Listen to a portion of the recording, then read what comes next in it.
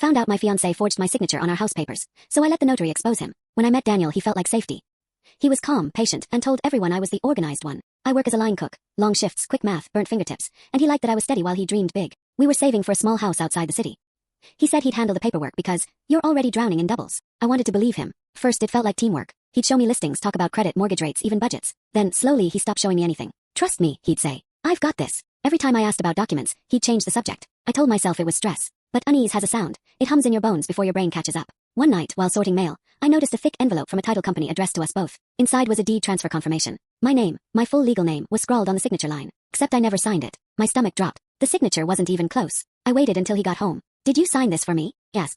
He froze, then smiled that politician's smile. "You were working late. I didn't want to bother you. You forged my signature. It's not forging if we're engaged. We're one household now." "No, Daniel. That's not how law works." He shrugged. "You're being dramatic. I did it for us." I couldn't breathe. What do you even call that kind of love? The kind that edits your name without permission. I didn't yell. Instead, I called the notary listed on the paperwork the next morning. Her voice was calm but wary. "You're saying you didn't sign in my presence? I've never even met you." He paused. "Then we need to talk." We met that afternoon. She flipped through her records and frowned.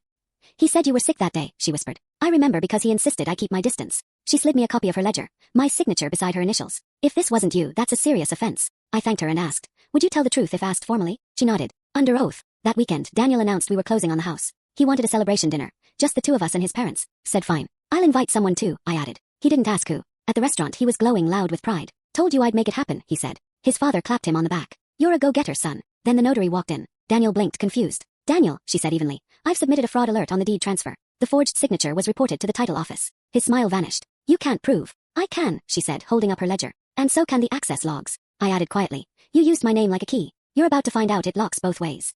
His mother's wine glass slipped from her hand. "You forged her name," she whispered. Daniel's voice cracked. "It's not what it looks like." "It's exactly what it looks like," I said. "And it's not your house anymore." The next morning, the title company voided the transaction. Legal words replaced love language. Revoked, investigation, liability. I packed my things that same day. He texted for weeks, saying I ruined his future. But the truth is, he ruined the one we could have had. Months later, I rent a small place above the bakery where I grab coffee after shifts. It's quiet, smells like sugar and yeast instead of deceit. I'm saving again, this time for my place. When people ask about Daniel, I just say, he signed his own eviction notice. Some nights when I pass real estate ads, I still hear him saying, "We're one household now." And I smile because he was right about one thing, just not the way he thought.